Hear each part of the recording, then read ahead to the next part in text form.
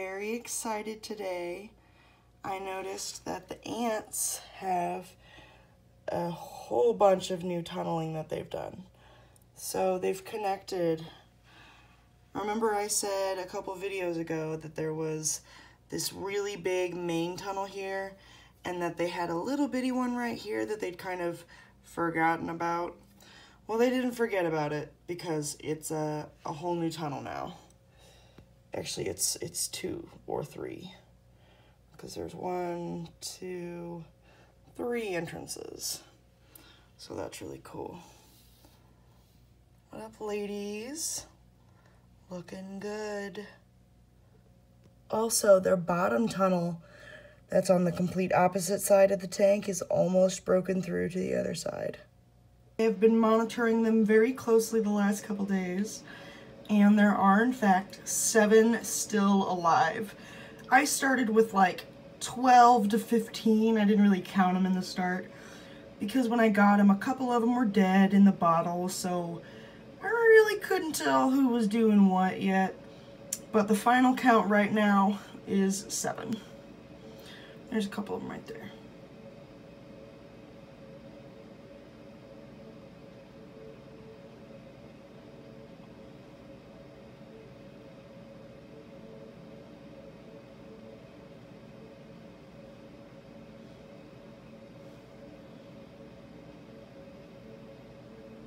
I want to talk about is my beautiful little succulent.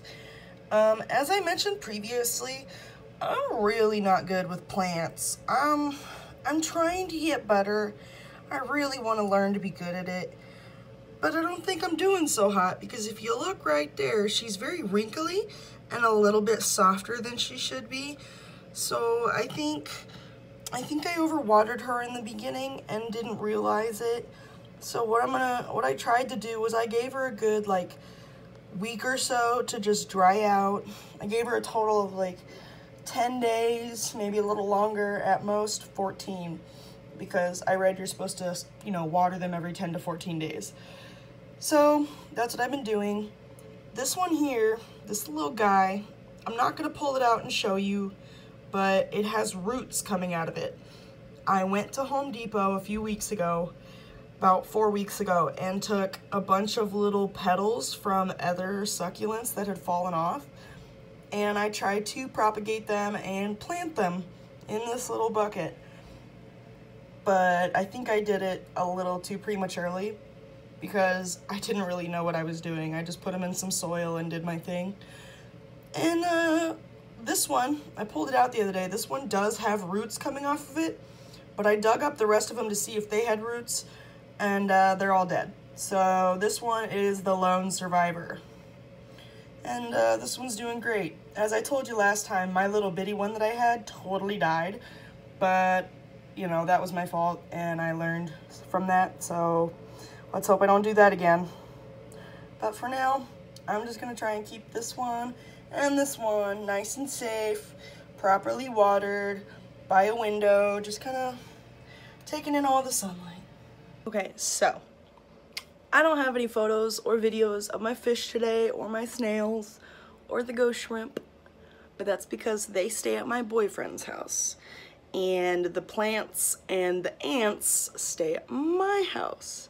So I will be showing you another video of the fish soon. Right now we're a little concerned. We lost a tetra. Rest in peace, Omega 3000. I mentioned that in my last video. We're not sure why he died. He wasn't eaten, that's for sure. So it couldn't have been any of the other animals being aggressive. We think maybe he was a little sick because he was acting kind of lethargic when we brought him home from Petco. So he only lasted like a couple days and he was acting a little funny before then, so we don't know. But we buried him properly just like we did any other fish that's passed away, like Scrappy. Rest in peace, I do miss that boy. But I will show you more videos of the ants, the succulents, and the fish soon. Now, that being said, I know I showed you the cool snails that we got. Tootsie, Tallulah, Bubbles, and Ozzy, the Prince of Darkness. Ozzy's my personal favorite because he's the biggest, and he's got a really pointy shell, and he's got a black and red foot, which is the part that comes out of the shell, if you don't know.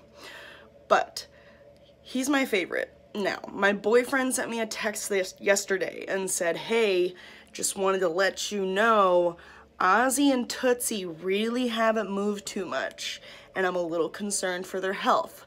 So what we're gonna do to make sure that they're good is every once in a while we're gonna drop a pellet of food or two right in front of them, make sure they're eating properly, make sure they've got all their nutrition that they need, and then we're also once or twice a day we're gonna take a long pokey stick that we have and gently tap their shells and see if they go inside of them, which would mean that they're perfectly healthy. Because I mean, if they're responding to stimulus like that, we know they're alive and they're not too lethargic to defend themselves. So we just want to make sure that they're good to go, make sure they're okay, and just take care of our little babies. As always, thank you for watching. I really appreciate it. I love knowing that you guys take enjoyment from my hobbies just like I do, so that's really cool. Thank you for sharing in this journey with me, everyone. If you have any comments for me, drop them below. If you want to drop me a like, let me know that you enjoyed this video. I'd really appreciate that. And if you're curious to see more of my pets and see what else we might get in the future, go ahead and subscribe and, you know, get notified. So have a good one. Thank you for watching. I'll see you next time. Stay healthy.